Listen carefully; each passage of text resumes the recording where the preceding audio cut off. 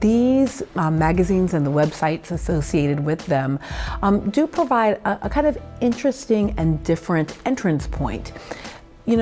If you are reading a news magazine, if you're coming to a news website like a Politico or Roll Call, then your primary interest is politics. That's why you're showing up. But if you're showing up at Elle, you might be coming for a media story, you might be coming for a fashion story, you might be coming for a Kardashian story, but there, we'll also talk to you about healthcare. We'll also talk to you about what's happening in the presidential race. We'll also talk to you about what's happening in the question of education or in the voucher system, about what's happening with the Supreme Court nomination. It's a way of getting a much broader audience, an audience who may not think of themselves primarily as political in their identity, but who nonetheless are well-rounded human beings with the full set of interests that citizens have. And so it's been really a lot of fun for me to think about those intersections of all of our multiple identities.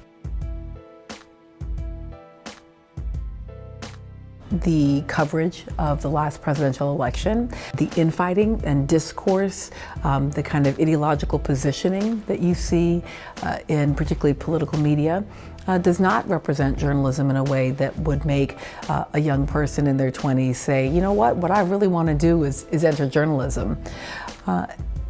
Part of what I see as the role of media in high-functioning democracy is to increase political participation, to encourage people to think to themselves, this system belongs to me, that wherever I stand along the spectrum, wherever I fit, this is something where I have a stake. This is something where my voice matters. The media has a responsibility, if there's a bunch of us who have something to say, to amplify our voices up to our leaders, and they have a responsibility to take what our leaders are saying and make it discernible, make it clear. And if what our leaders are saying isn't honest or isn't clear, they ought to actually do a little bit of translation to make it clearer and more honest to us.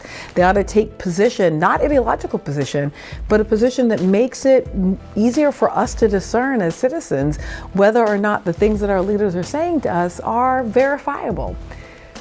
I don't know that as journalists, whether we're talking about print or digital or broadcast, that we've done a very good job of either one of those things. What I hope is that moving forward, that journalism can find a way to do that, and can find a way to do that in a way that basically the American public, within the context of this democracy, this republic, can once again feel like we have an arbiter, that there is some space where, regardless of where you stand along the spectrum, there's somebody, some space to which you can turn that says, oh, that's who I believe.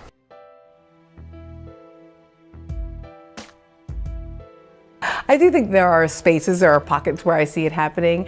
I particularly see it happening in the context of social media. What I love about social media is the way that it drops the barriers to entry. It allows citizen journalists the possibility of building their own audience, of creating products that, and audiences that folks can follow without having to spend a lot of money and without having to kind of deal with all the barriers to entry that corporate media requires. There is a possibility that digital media, new media, kind of creates a space of competition, and that space of competition might actually be really good for allowing journalism to become leaner.